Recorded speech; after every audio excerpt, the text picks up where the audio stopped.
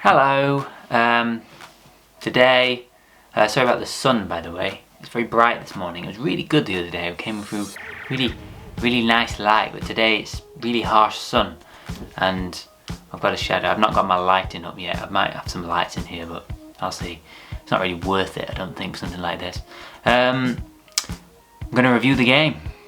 Disappointing. Went to it. Sheffield United 2, Preston 2. Throw it away at the end like that. Overall, better than we were getting sort of 2 games ago, before the Peterborough game, but certainly not as good as the Peterborough game. Part of that for me was Preston were better than Peterborough. Peterborough has just seemed to me to give it to us quite often around the box and allow us the room. Preston were really physical, but the positive for me was I still felt like we were going to score, and that's good, because I didn't feel like we were going to score a few games ago. I just felt like nothing was happening, and something was happening even if it wasn't quite as good as what we were having against Peterborough. Few performances not quite as good as they had been on Saturday. Robinson again, I thought Robinson actually played okay on Saturday, and I thought in parts he played quite well yesterday. He seems to be really good at these last ditch blocks, but then so bad at winning headers that people get through. Every time a long ball goes to the top, and Norrington Davis falls asleep every time a long ball is played over the top. It goes in behind Norrington Davis and Robinson, so that doesn't help, and that's sort of where the last goal come from free kick. Robinson tries to win the header, and he mistimes it, and it goes behind him, and he ends up playing the other player through. And then they go and score at the end. First goal for us was a decent goal, well finished. Gibbs-white looking bright again. Still not quite as good as he was on Saturday, I don't think, but I think it was very much slower in that attacking area, partly to do with Preston defending much better than Peterborough. Ndai not really having much joy.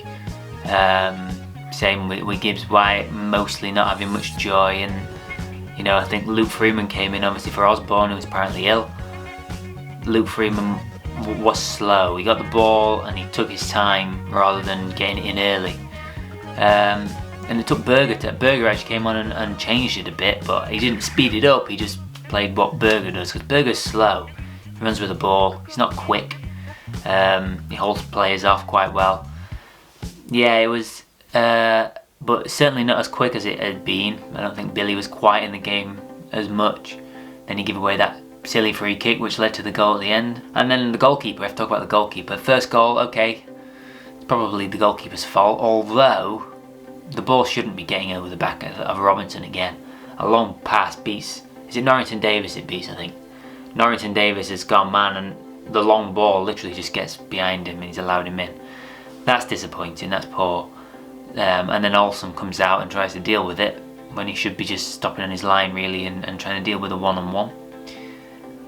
But it's not entirely his fault. I thought he did a few alright stuff. A few corners and crosses in which he dealt with quite well with punches and catches. He also made that good save one-on-one, which they could have gone into the lead. They had chances, because we kept allowing him through with that long ball, or a through ball, particularly between Robinson and Norrington Davis, which Peterborough exploited quite well actually. They just didn't take any of the chances they had. Foderingham made a double save from getting into that situation on Saturday, and they kept exploiting that left hand side again. So when Davies comes back, and I mean, as much as I like Norrington Davis, when Stevens maybe comes back, he maybe shows up that side a bit more, then maybe we're looking at a bit of a stronger defence, because nothing's really coming from the right hand side.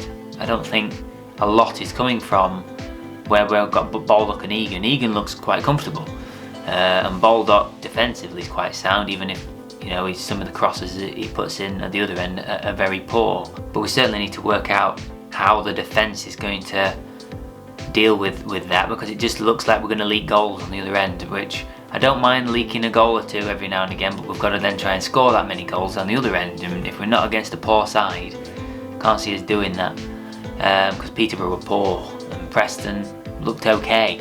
So that certainly doesn't help. But I feel like we're going to score goals, which is majorly a positive. Thought the subs that came on actually changed the game quite well, to be fair, because it went sort of flat for a bit before that. We brought on Ryan Brewster, who I actually thought played pretty well. There was a couple of little 1-2s which I see him playing with gibbs-white and things. I think that's what Brewster wants. He wants them sort of little 1-2s and little passes around the box to create chances. He had a shot from outside the box and he was really involved with the goal, a little flick around the corner, and then I think he ended up being involved. And I think Billy then had a shot which he got wrong and scuffed it, and then it fell to Berger, who I want to see more of that from Berger. You know, and Berger was the other one who come on, I think changed the game. I was saying after the game on Saturday, how does Berger fit into this? For me, I want to see Berger in attacking positions. I don't see the point in Berger playing and in a holding position, because you have to be really comfortable at playing and spraying the ball around with his passing, and I don't think his passing's that good. He can do basic passing. You know, Norwood, whatever you say about Norwood, he's capable of pinging a ball out and doing it, even though he's not being at the absolute heights of where Norwood should be. Although I don't think he's anywhere near as bad as what people make out he is. He can ping a ball, Fleck can play a ball through and drive using, you know, as like a box-to-box midfielder, which I've been talking about in the past. Berger, yeah, maybe he could be that box-to-box midfield player, but he's not as quick at doing it.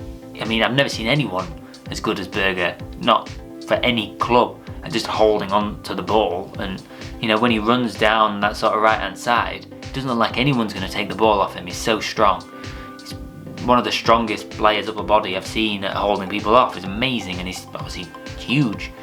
But defensively, he's quite weak, to say so big. He doesn't seem to win the ball back. He's not quick enough to keep up with players. So with Berger, really, I want him to be in the attacking area. When they brought him on, I was thinking, oh god, they're going to move Fleck forward or something like that. And he didn't. He put Berger out on the left-hand side, and then he ended up going out onto the right-hand side because he brought on Hurahan, who didn't really do much when he came on, actually. I thought he looked quite weak, but still early days for him. But Berger on that right-hand side then scored the goal. But that's what I want him to get to the edge of the box and shoot or whip a ball in. But he seems to, for too many times, he seems to get to the line and then not really know what to do with it. So does he cross the ball in, and then he sort of ends up trying to put a ball back, and it just ends up hitting the first man and either going out for a corner or bouncing back off someone going out for a goal kick, or he ends up just running it out in the end. But there's positives in the game, you know. Certainly didn't feel like it when I came out last night after watching it. I thought, oh my god, that's a disaster. But waking up this morning, I feel a bit more positive about it. I just feel more excited to watch us now. The whole game on Saturday, though, is starting to become a bit more important. I feel like we might have to win that one. When before, if we'd won this one, you know, a draw might have not been a bad result against Hull away. You know, but I suppose a draw today and a win on Saturday, yeah, alright, things are turning around. I'm going to win every game. But overall, I suppose it's positive, even though it's only a draw. If we win that game 2-1, I come out feeling quite positive, even though we didn't play quite as well as we did on Saturday. But we're not going to win every... I've said that after the Peterborough game. We're not going to beat every team 6-2. We're not going to score 6 goals every game. But we need to make sure that if we're going to score, say we're going to score at least 2 goals every game, we've got to be conceding 2 or less goals every game. And alright, we conceded 2 in that game. And I'm not saying we need a clean sheet every game, because sometimes that numbs down the attacking side of the game. But you know, if you're saying yes, we're going to score 2 every game, you're going to concede 2 or less every game. So then you're at least drawing, and you're winning majority 2-1 or 2-0. And clean sheets, that's where we need to be. That's what we need. Because defensively, I mean, I know we're only playing a 4 at the back rather than the 5, but we should have enough quality in there with the players we've got. And Robinson, not quite so comfortable with Robinson in there. He does some good stuff, but he just seems like he's very clumsy at times, and he's just not good enough in the air. And if Davies isn't fit, I'd rather see Basham playing there. You know, I mean, I love watching Bash. He's great. He's one of my favourite players, and he has been for a long time. He's just a bit taller. He's going to win more in the air. I think he'll have a better maybe better conversation with Egan. Egan's comfortable, and certainly that needs to be discussed. And the goalkeeper, I'm sure he'll do better next time. I think he... what disappointed me about the goalkeeper is I was made to believe by looking on the interweb that he was really good with his feet, and he didn't look that good with his feet to me. He looked quite average with his feet, so that was disappointing.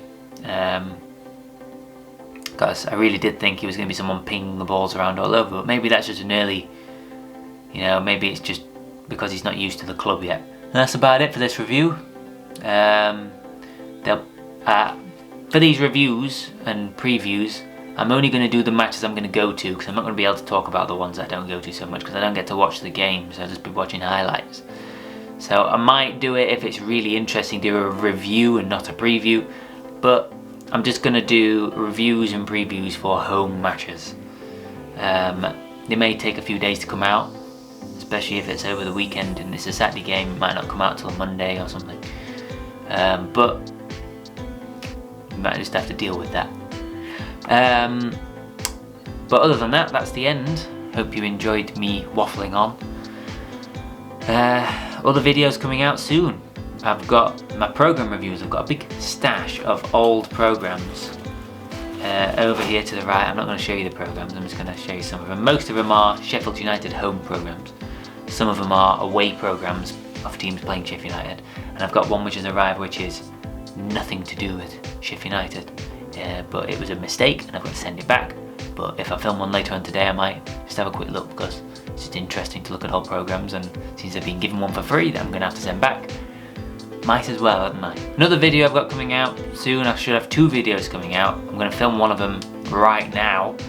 I'm going to guess the FIFA 22 Sheffield United ratings, if anyone's interested in FIFA. I always play, it's the one game I play, but I'm not as obsessed with it than I used to be when I was younger. I don't play it hardly as much as I used to. I may have a couple of games a week or so, but I don't play Ultimate Team, but I'm going to guess as if it's from Ultimate Team, but I don't play it. I only play career mode on FIFA. But I'm going to guess the ratings. I'm going to do 2 videos. You're going to see one which is it's going to be the goalkeepers and defenders, and then I'm going to do a second video which will be the midfielders and strikers, and I'll have some funky graphics where the players will come up on both sides and what they were, what they are now. Other than that, that's the end of the video. I hope you enjoy it. Please subscribe, please like, please comment about what I should do different. Also, check out in the description my Mint Jelly Media portfolio, which is my video company, and that's it other than that, so see you later.